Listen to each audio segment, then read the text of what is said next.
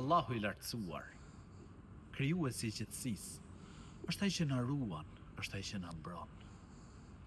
Profeti ynë sallallahu alaihi wasallam ishte në Mekke, thirrës rrugën e Allahut lartësuar. Vazhdoi thirrjen e tij në Mekke për 13 vite, duke i ftuar njerëzit që ta adhurojnë Allahun e lartësuar, duke i ftuar njerëzit që të besonin ditën e gjykimit, të falnin namaz, të respektonin prindrit, të ruanin lidhjet farefisnore, duke i ftuar njerëzit moralet e larta, por mekasit, një pjesë e madhe e tyre refuzuan thirrjen e tij, derisa u detyrua profeti ynë sallallahu alaihi wasallam për shkak të ngushticave që mekasit bën ndaj thirrjes së tij, për shkak se ata arritën deri aty sa deshën ta vrisnin profetin ton sallallahu alaihi wasallam, u detyrua të emigronte dhe emigroi bashkë me shokun e tij, Ebu Bekrin, Zoti qoft i kënaqur prej tij. Gjatë rrugës, mekasit nisën të kërkonin në çdo vend ku ta gjinin profetin alayhis salam, madje vunë shpërblime të mëdha për atë person i cili e sillte profetin sallallahu alaihi wasallam të gjallë ose të vdekur. Dhe profeti ynë sallallahu alaihi wasallam bashkë me shokun e tij Ebu Bekrin arritën në shpellën Theur. U futën në shpellë, mekasit nuk lënë vend pa kërkuar për të, derisa arritën te gryka e shpellës. E kur arritën te gryka e shpellës, Ebu Bekri bashkë me profetin ton sallallahu alaihi wasallam ishin poshtë. Pra brenda në shpellë, dhe sikur ndonjëri prej idhujtarëve të shikonte pra te këmbët e tij, do të shikonte profetin ton, pra aty poshtë në shpellë do të shikonte profetin ton sallallahu alaihi wasallam bashkë me Ebu Bekrin. Ebu Bekri, Zoti qoftë i kënaqur prej tij, pati frikë për profetin sallallahu alaihi wasallam se po ta merrnin, pra do ta vrisnin profetin alaihi salam.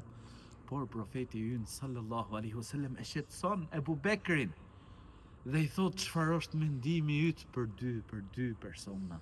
Pra siç kuptohet prej hadithit, ndërkohë që i madhi Zot, pra është me ta. Është i treti, pra ndihma e Zotit gjithësisë, fuqia e Allahut lartësuar. Pra Allahu subhanahu wa taala është me ta. Dhe Zoti i gjithësisë zbriti ajetin e Kuranit ku thot idh yaqulu li sahibihi la tahzan inna Allaha ma'ana.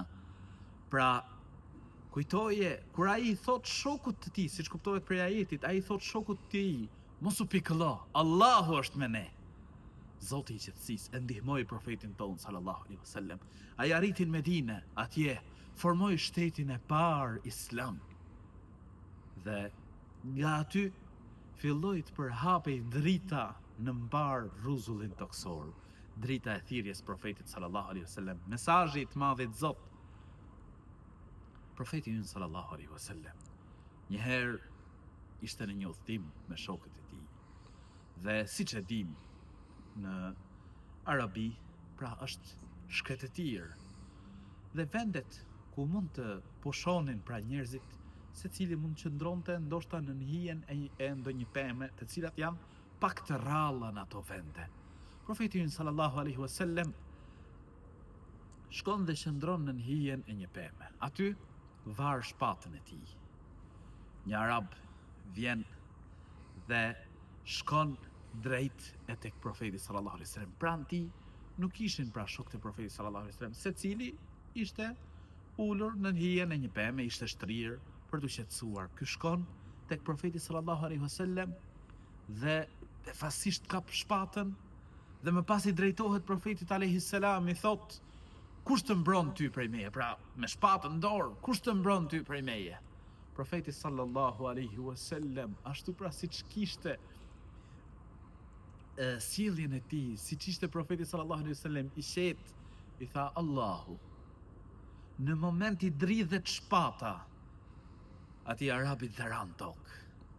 Atëherë kapi profeti sallallahu alaihi wasallam dhe i tha: kush të mbron ty prej meje? Atëherë ky arabi pra vazhdon të thotë që kuptohet pra si me e fal, me e toleru. Sallallahu alaihi wasallam. Imagjinoje ti, ishte e drejta e plotë e profetit sallallahu alaihi wasallam që në moment ta vriste dhe askush nuk i thoshte asgjë, por ishte profeti mëshirës. Zoti i gjithësisë e dërgoi profetin sallallahu alaihi wasallam mëshirë për mbar njerëzimin sallallahu alaihi wasallam. Dhe profeti alaihi salam i tha: a dëshmon se nuk ka të adhuruar me të drejtë përveç Allahut dhe se unë jam i dërguar i tij? Pra me thonë shahadetin, nuk ka të adhuruar me të drejtë përveç Allahut dhe se Muhamedi është rob dhe i dërguar i tij? Ai tha jo. Imagjinoje ti. Pra edhe në këtë moment tha jo. Profeti alayhis salam shumë bukur mund ta vriste, pra edhe nuk beson thoshte, edhe mund ta vriste. Por çfarë tha? Ai tha jo, tha. Por t'ja besën.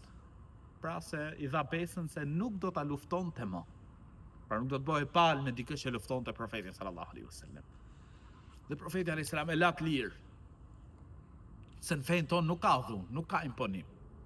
Pra përcjell mesazhin, do me besu, beson, nuk do, çështja jote do t'japësh llogari tek Zoti i gjithësisë. E la profeti alayhis salam, nuk e vrau. Kur shkoi tek njerëzit e tij tha, ju kam ardhur për njeriu më të mirë. Me të vërtetë ishte njeriu më i mirë profeti ynë sallallahu alaihi wasallam. Përcolli mesazhin e Zotit gjithësisë dhe lum për atë njeri i cili e beson dhe e pason profetin alayhis salam, fiton xhenetin botën tjetër. E ai i cili mohon dhe refuzon Zotin na rujt, fiton dënimin, merr dënimin e merituar në botën tjetër, zjarri i xhenemit, Allahu na rujt prej tij. Zoti i gjithësisë është ai që na ruan. Allahu i lartësuar është ai që na mbron. Prandaj vllai im, motra ime, duhet ta kërkojmë ndihmën prej Allahut të lartësuar. Ti lutemi Zotit i gjithësisë, se ai na ruan, ai na mbron. Dhe këto dy ngjarje të cilat i përmenda janë argumenti i qartë që profeti ynë sallallahu alaihi wasallam ishte i dërguar i Zotit. Allahu subhanahu wa taala ishte ai që e ruante dhe e mbronte profetin ton sallallahu alaihi wasallam.